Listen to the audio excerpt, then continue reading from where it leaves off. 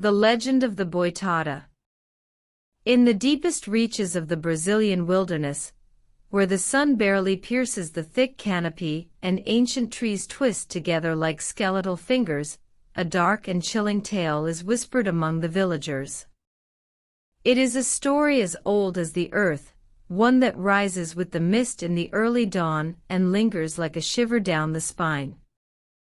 This is the legend of the Boitatá, the fiery serpent that haunts the forgotten places of the world, where the living dare not tread after nightfall. Long ago, when the world was still new, the land was cursed with a great flood. Torrential rains fell for what seemed like an eternity, drowning the forests, swallowing villages, and erasing the boundaries between land and sky. It was a time when life clung desperately to anything that floated, while the dead lay in still waters, their eyes empty and cold.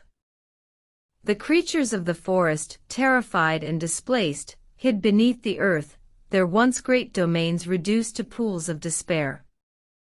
It was in this drowning world that the Boitatá first awoke. Legends say it was not born of flesh and blood, but of the forest's very soul, a forest that had slept for centuries beneath the earth, only to rise in a time of darkness. When the rains finally ceased and the waters began to recede, the dead were left strewn across the land, their hollow eyes staring into the endless sky. And it was then that the Boitatá began its unholy feast. Starving and twisted by the forces that had birthed it, the Boitatá consumed the eyes of the dead, devouring the very light that had once filled them with life. Each eye it swallowed gave it power, and with each meal it grew. Its once serpentine form transformed, elongating, twisting, until it became a creature of fire and shadow, a monstrous snake that glowed with the light of the dead. The flames that surrounded it were no ordinary flames, they were the spirits of the fallen, bound forever to the creature that had consumed their vision. Now the Boitatá prowls the night, its eyes gleaming like molten embers, its body shimmering with ghostly flames. It moves silently through the underbrush, a slithering shadow that leaves no trace except for the faint smell of smoke on the wind.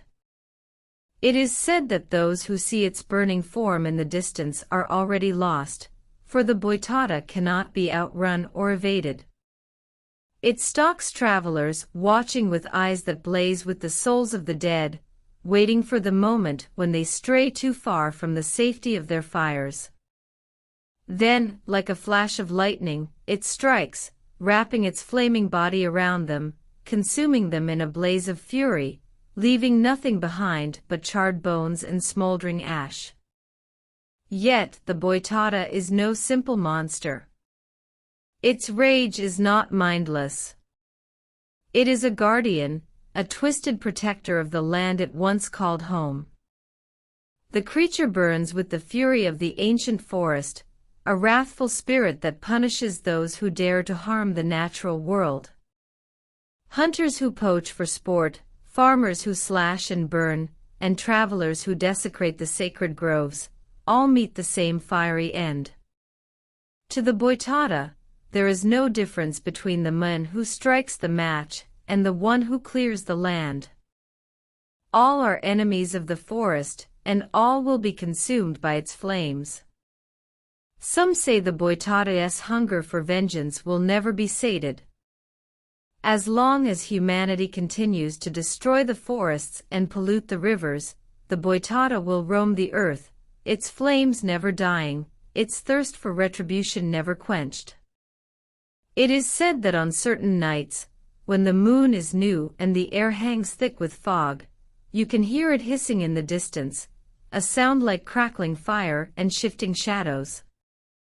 And if you are unlucky enough to see its glowing eyes staring back at you from the darkness, it is already too late. There are those who believe that the Boitatá is not just a creature of vengeance, but of balance. In its fiery destruction, it maintains the harmony of the natural world. It is a reminder of what happens when humanity forgets its place in the grand order of things, when the fragile balance between life and death, growth and decay, is disrupted.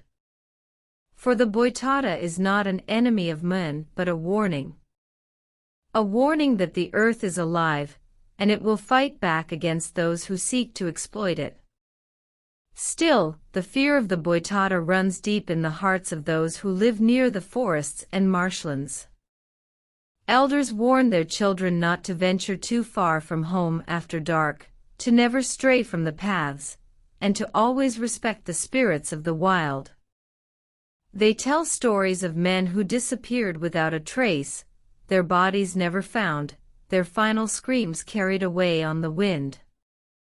These are the men who ignored the warnings, who mocked the old legends, and who paid the ultimate price.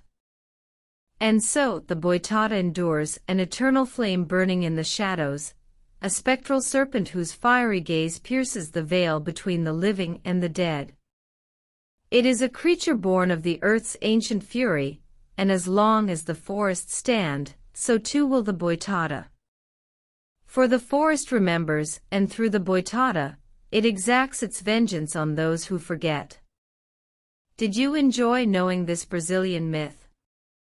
Subscribe to the channel and share with your friends. See you next time.